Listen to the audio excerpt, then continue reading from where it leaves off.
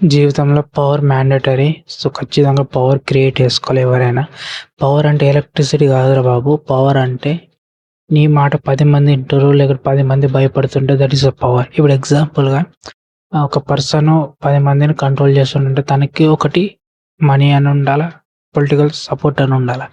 So, for example ఒక పెద్ద example తీసుకుందాం.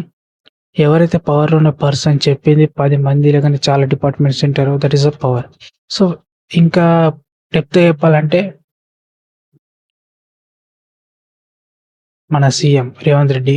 సో, రేవంత్ రెడ్డి గారు ఆయనే చెప్పినట్టు ప్రతి డిపార్ట్‌మెంటు ప్రోటోకాల్ ప్రకారం ప్రతి ఎమ్మెల్యే, ప్రతి డిపార్ట్‌మెంట్ వాళ్ళు ఇనాల్సిందే. అది ఖచ్చితంగా ఇనాల్సిందే. ఎందుకంటే he is a chief minister. Okay. ఆయన సీఎం ఆఫ్ తెలంగాణ కాబట్టి సో, ఖచ్చితంగా ఆయన చెప్పింది ఇనాల. సో, ఆయన ఎలాంటి వ్యక్తి అవసరం లేదు. కానీ ఆయన చెప్పింది ఇనాల. That is the power. నేననేది పవర్. నేను పవర్ గురించి మాట్లాడుతున్నా, మనిషి గురించి మాట్లాడుతున్నా. అక్కడ ఎవరన్నా ఉండండి ఆ సీట్‌ల. సో, ఆయన చెప్పినట్టు ప్రతి డిపార్ట్‌మెంట్ ప్రోటోకాల్ ప్రకారం వినాల్సిందే. నో చెప్పాలి, అట్లా కాదు, ఇట్లా కాదు అని చెప్పే అధికారం లేదు. ఆయనని క్వెషన్ చేసే అధికారం లేదు. కానీ ఆయన చెప్పింది ఇనాల్సిందే. Okay. That is the power. ఎందుకంటే ఆయన గవర్నమెంట్‌ని తన హ్యాండిల్‌లో గుప్పెట్లో ఉంచుకున్నాడు. ఓకే. సో, ఇంకొకటి సెంట్రల్ గవర్నమెంట్‌లో పవర్స్ ఉంటాయి. ప్రధానమంత్రి గారు. హ్మ్. సో, ఆయన చెప్పినట్టు ప్రతి స్టేట్ ఇనాల. ఓకే. ఎందుకంటే he is the prime minister of India. And దాంతో పాటు ఆహ్, స్టేట్స్ సెంట్రల్ మినిస్టర్ అండ్ దాంతో పాటు ప్రైమ్ మినిస్టర్ చెప్పింది స్టేట్ గవర్నమెంట్ ఇనలేదనుకో, ప్రైమ్ మినిస్టర్ ఏం చేస్తాడు? సెంట్రల్ గవర్నమెంట్ కాబట్టి ఆయన ఏం చేస్తాడు? అన్నీ ఆపేసే హక్కు ఆయనకుంది. So, that is the power. So, మనిషికి విలేజ్‌లో గాని, సిటీలో గాని ఎక్కడైనా ఆయన చెప్పింది ఇనాల. ఆయన అనుకున్న పనులు పూర్తి కావాలంటే political background, political support, political ఎమ్మెల్యేలతోటి లింక్స్ ఉండాల. సెకండ్ థింగ్ డబ్బన్నుండాల. అధికంగా డబ్బుండాల. తెలివితేటలు చాలా ఉండాల. అయితేనే నీవు అనుకున్న పని పూర్తి చేయడం జరుగుతది. Okay. So, that is the power. అంటే పవర్‌కంత డిమాండ్ ఉన్నది. సో, మనిషి తను ఏదైనా కేసులు ఇరుక్కున్నా, ఏదైనా క్రైమ్ చేసినా, ఏమైనా చేసినా దాని నుంచి తప్పించుకోవాలంటే ఈ పవర్స్ అనేటివి ఆయనకి సపోర్ట్‌గా ఉండడం జరుగుతాయి. సో, మనిషికి ముఖ్యంగా, అతి ముఖ్యంగా నీడ్ పవర్, మనీ. ఈ 2 లేకపోతే చాలా కష్టం.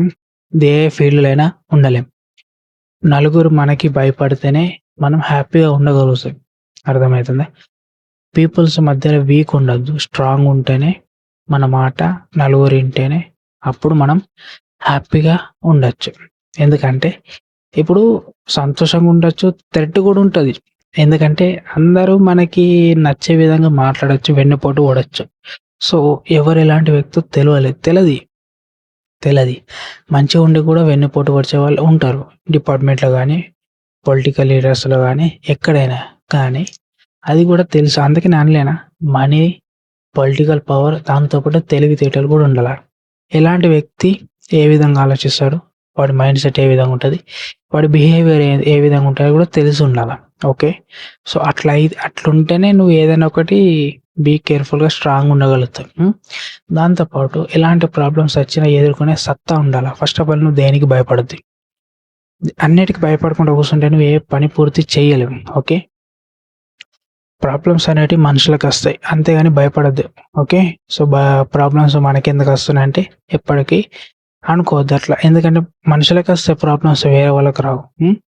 సో, మనకి ప్రాబ్లమ్స్ వస్తాయి. కానీ వాటిని ఏ విధంగా సొల్యూషన్ వెతకాలా, ఎట్లా సాల్వ్ చేయాలా అనేది ఆలోచించాలి గానీ పిరికితనం ఉండొద్దు. ఓకే. దాంతో పాటు భయపడొద్దు. ముఖ్యంగా భయపడితే మైండ్ కంట్రోల్ తప్పుతది. దాంతో పాటు ఎవరైతే నా మాట 10 మంది ఇనాలా, దాంతో పాటు నా జోలికి ఎవరు రావద్దంటే అతి ముఖ్యంగా నీకు భయం ఉండద్దు. నీకు పొలిటికల్ పవర్స్ లింక్స్ ఉండాలా.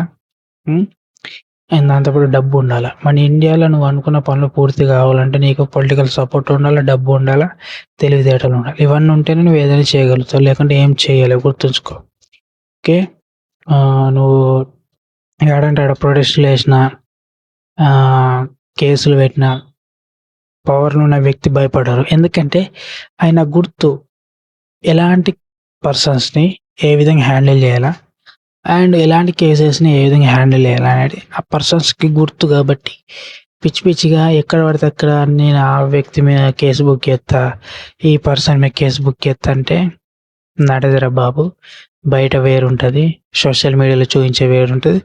సినిమాలలో చూయించేది వేరుంటది. సినిమాలో చూయించేది బయట అపోజిట్ ఉంటది తెలుసా? ఎందుకంటే సినిమాల డిపార్ట్మెంట్ వాళ్ళని, క్రైమ్ డిపార్ట్మెంట్ వాళ్ళని వీళ్ళందరినీ వీక్‌గా చూపెడతారు. విలన్స్‌ని హైగా చూపెడతారు గానీ రియాలిటీలో మాత్రం ఈ డిపార్ట్మెంట్ వాళ్ళదే రన్ అయితది. అర్థమైతుందా?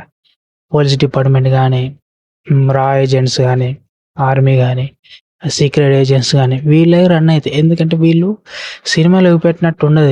బయట మొత్తం క్రూయల్ ఉంటది. ఎందుకంటే వీళ్ళు సిస్టమ్‌ని వీళ్ళు కంట్రోల్ చేస్తారు. ఎందుకంటే మన దేశంలో ఇంత క్రౌడ్ పబ్లిక్ ఉన్నారు కాబట్టి వీళ్ళందరినీ కంట్రోల్ చేయాలంటే ఇంతమంది డిపార్ట్మెంట్ వాళ్ళు వర్క్ చేయాలా. ఓకే.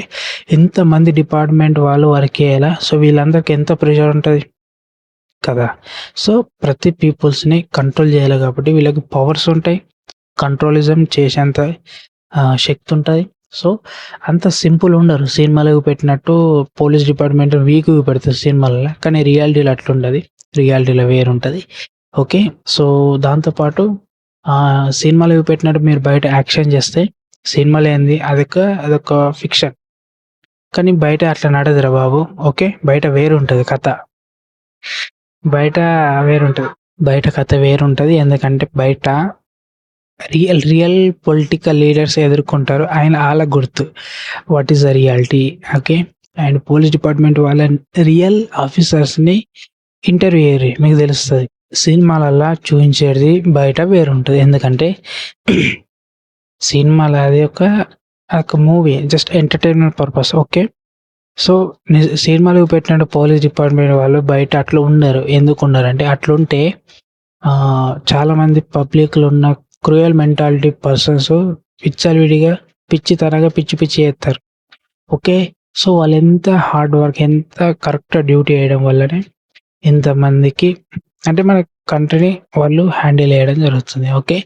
సో పోలీస్ డిపార్ట్మెంట్ వాళ్ళకి కూడా టార్చర్ ఉంటది. ప్రెషర్స్ ఉంటాయి. చాలా ఉంటాయి. పోలీస్ డిపార్ట్మెంట్ వాళ్ళే కాదు. ఈ ఆర్మీ ఆఫీసర్స్, రా ఏజెంట్స్ చాలా డిపార్ట్మెంట్ వాళ్ళు మనకు తెలది. కానీ వాళ్ళందరూ వర్క్ చేస్తారు. వాళ్ళందరూ వర్క్ చేస్తారు కాబట్టి మనం హ్యాపీగా ఉన్నాం. అంతేగాని సినిమాలో చూపెట్టింది బయట సేమ్ ఉండదు ఎప్పటికైనా గుర్తుంచుకోర్రి. ఓకే. సో అంతే. అండ్ దాంతో పాటు ఇంకొకటి పోలీస్ డిపార్ట్మెంట్‌ని కంట్రోల్ చేసేది పొలిటికల్ లీడర్స్. ఎందుకంటే ఆ లీడర్స్ చెప్పింది డిపార్ట్మెంట్ వాళ్ళు వింటారు. ఎందుకంటే పొలిటికల్ లీడర్స్‌కి అపోజిట్‌గా పోలీస్ డిపార్ట్మెంట్ వాళ్ళు వెళ్ళిర్రనుకో వాళ్ళు ఏం చేస్తారు ట్రాన్స్‌ఫర్ చేయడం, ఇక్కడి నుంచి వేరే దగ్గరికి పోస్టింగ్ చేయడం, ఏదైనా ఒకటి గేమ్స్ ఆడి వాళ్ళని సస్పెండ్ చేయడం అలాంటివి ఆడతారని డిపార్ట్మెంట్ ఆఫీసర్స్ కూడా గుర్తే. అందుకు వాళ్ళు ఏం చేస్తారు ఎంతవరకు వేయాలో అంతవరకు వేసి వదిలేస్తారు. ఓకే. కొన్ని సార్లు ప్రోటోకాల్ ఫాలో కావాలి కాబట్టి వాళ్ళు చేయడం జరుగుతది. సో అంతే. సో అతి ముఖ్యంగా మీకు చెప్పాల్సింది ఏందంటే వీడియోలో మీ మాట నడాలా, బయట నడాలా. అండ్ దాంతో పాటు ఏ డిపార్ట్మెంట్ తోటైనా ఎక్కడైనా మీతోటి ఏదన్నా విధ్వంసం క్రియేట్ అయినా, ఏదైనా ఇష్యూ క్రియేట్ అయినా నీకు పొలిటికల్ లీడర్స్ నుంచి సపోర్ట్ ఉండాలా, డబ్బు పరంగా సపోర్ట్ ఉండాలా. ఓకే. నువ్వు ఒక ఇన్‌ఫ్లుయెన్సర్ పర్సన్ అయితేనే నువ్వు సొసైటీలో హ్యాపీగా తిరగగలుగుతావు. ఎలాంటి ప్రాబ్లమ్స్ వచ్చినా సాల్వ్ చేసుకోగలుగుతావు. ఓకే. అంతేగాని ఒక నార్మల్ పర్సన్ మాత్రం సర్వైవ్ కాలేడు. ఆ నార్మల్ పర్సన్‌కి న్యాయం దొరకది. ఇది పక్కా. ఎందుకంటే మన ఇండియాలో అదే జరుగుతుంది. ఎందుకంటే మన ఇండియాలో ఒక నార్మల్ వ్యక్తి, ఒక పేదవాడు, ఒక నార్మల్ వ్యక్తి ఏదైనా కంప్లెయింట్ కోసం వెళ్ళినకో అతనికి సరైన న్యాయం జరగది. ఎందుకు జరగదంటే అతనికి పొలిటికల్ సపోర్ట్ లేదు, డబ్బు లేదు, పవర్ లేదు, తెలివితేటలు లేవు. ఈజీగా మోసపోతాడు కాబట్టి. సో అతనికి ఏం చేయలేదు కాబట్టి మోసపోవడం జరుగుతది కాబట్టి సో అతనికి న్యాయం జరగది.